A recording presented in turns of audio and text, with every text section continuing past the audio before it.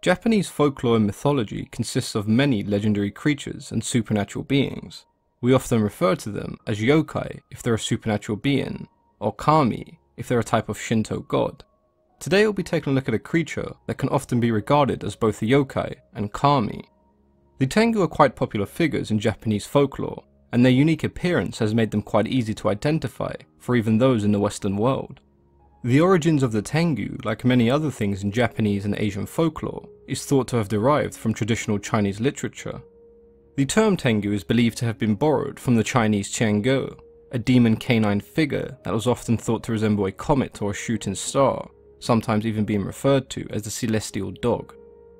The first ever mention of the Tengu can be found in the 23rd chapter of the Nihon Shoki, written in the year 720. The book itself is considered to be the second oldest piece of classical Japanese history.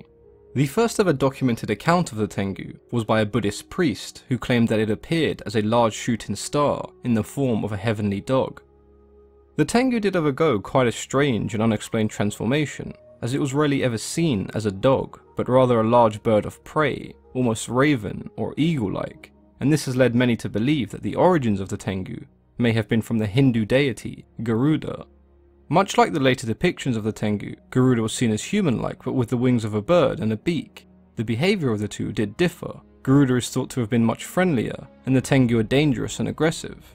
It's thought that when Buddhism first arrived in Japan, images of Garuda were combined with an ancient Shinto bird demon, creating the Tengu. The Tengu were quite commonly seen as large birds of prey, but over the years they transformed into bird-like men, human figures with the wings of birds and a beak. The beak itself slowly transformed into an unnaturally long nose, which along with their red faces has become their most recognisable feature, a feature that is often exaggerated in artistic works, almost resembling the fictional character of Pinocchio. The change from a beak into an elongated nose was thought to ally and associate the Tengu with Saratahiko or Kami, the leader of the Shinto gods on Earth, who was also commonly seen with a large and pointed nose. The Tengu were known for their skills in martial arts as well as their great strength and power. Where the Hindu god Garuda was shown to be a friend to Buddhism, the Tengu are thought to be quite the opposite, often disrupting and playing tricks on the Buddhist priests and samurai they considered to be arrogant. The Tengu's long noses are also thought to represent a hatred for arrogance and prejudice, and they themselves are also often associated with Buddhism. It was quite common for the priests who only cared about personal gain to use the Buddhist teachings to mislead other people. They would then be punished and turned into Yamabushi Tengu. This leads us to our next topic of discussion, the different types of Tengu. The Yamabushi Tengu appeared human, and it's thought that they were able to transform into man, woman or child. Their preferred appearance was that of an elderly hermit or monk-like figure, quite often barefoot and with their customary long nose. The second type of Tengu is the Karasu Tengu, large crow-like figures which are often more bird than man. These Tengu are not seen as tricksters, but as evil and menacing spirits. They would often kidnap children, start fires, and punish anyone they see damaging the forest. At times they were known to abduct people who were walking through the forest. These unlucky individuals would eventually be released, but they would return in a state of dementia, known as Tengu Kakushi, meaning hidden by a Tengu. There have been numerous Japanese folktales over the years that feature the Tengu. The Tengu's magical cloak is a story where a boy wandering through the forest finds a regular piece of bamboo. He placed the bamboo to his eye and began to use it as a telescope. A nearby Tengu who had been watching the boy was so overwhelmed by curiosity that he jumped down from his tree and told the boy he was willing to trade for a magical cloak that turned the wearer invisible.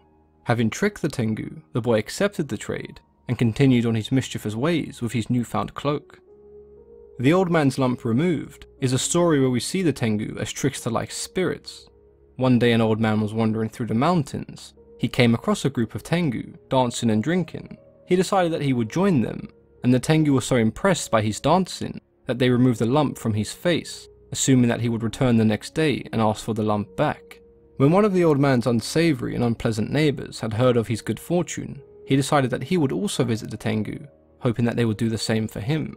When he asked the Tengu, they refused, giving him the first lump in addition to his own. Why exactly the Tengu did this could be down to several reasons. The old man asking for a favour that he clearly had not earned may have angered the Tengu, or maybe his dancing just wasn't as good as the first man. The final story that I'd like to cover today is that of a gambler who meets a Tengu. The Tengu then asks the man what he is most scared of. The gambler, suspecting that this may be a trick, says that he is terrified of gold.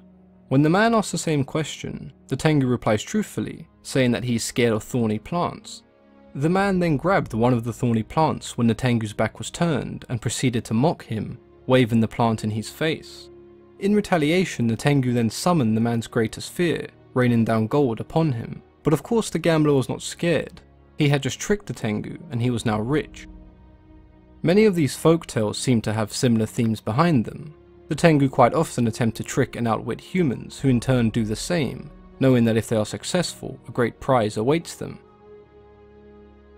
Throughout the years, the Tengu have been through a series of transformations, and their personality and behaviour does vary drastically, from evil bird-like spirits who are feared by most, to prankster spirits who thrive upon targeting the arrogant and the prideful, or even protectors of the forest.